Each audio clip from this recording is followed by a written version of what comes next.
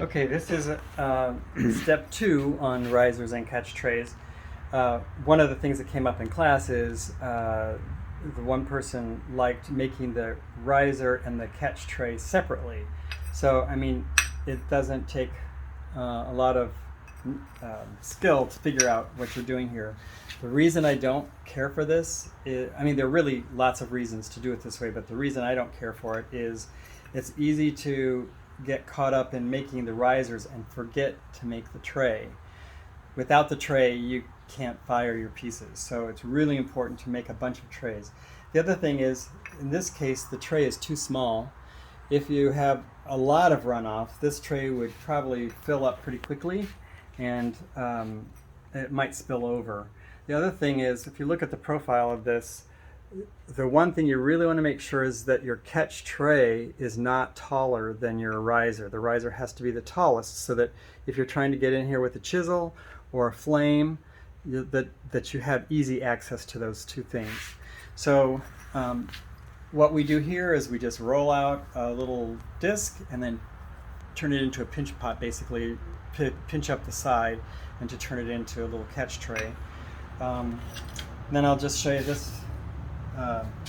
We're going to just throw some risers here, and you want to throw a cylinder, and if you're going to do this the way it had been suggested in class, is you throw a slightly graduated cylinder.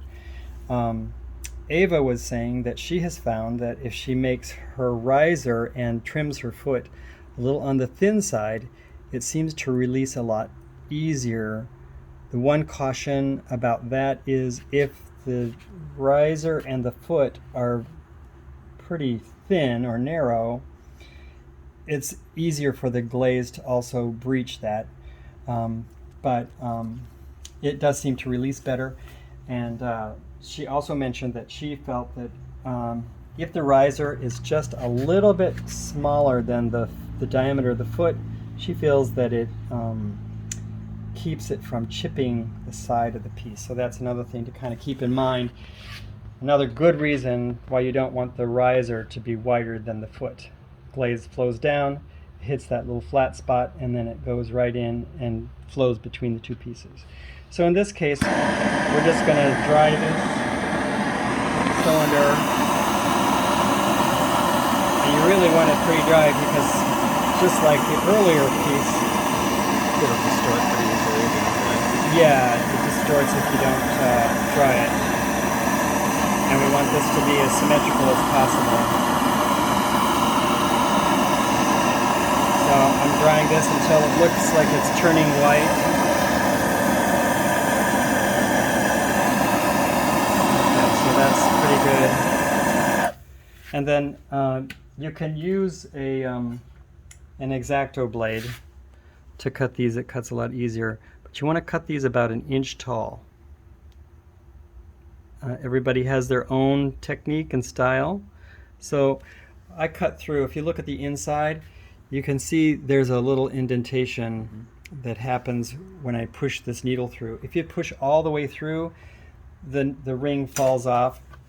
If you push through until that indentation has kind of a sharp edge, it'll just lift right off. Okay, so I didn't dry this enough. You can see that it's starting to bend, but yeah, so I should dry it a little bit more, but I'll just demonstrate this one more time. You want it to be about an inch tall, and some people will say, well, that's just a total waste, but really it's easier all the way around if you make it about an inch tall. And this is probably a little bit more than an inch. Oops. So if it doesn't come right off, just push this through, and all you're looking for is that indentation. See how it's kind of got a round edge to it? If I push this through just a little bit more, you can see it has a sharp edge right there. Now it should pop right off. And so that works better. So you can see that's a lot easier to throw a number of pieces, but the problem is it's not really measuring any diameter. You're just hoping that maybe So if you throw the pieces with the pretty similar foot, say you're throwing mugs or whatever, if you throw that with Yeah. a similar foot, this technique probably would save you some time. Yeah, and it's supposed to be a graduated cylinder, and here's why. So each Let's one's say that different. you put your piece on here, and it's not the right size. You can turn it upside down, and because it's graduated, this is a little bit wider. Sure. So one cylinder has two sides to it. So that's a benefit there. All right, so we shall see you in class.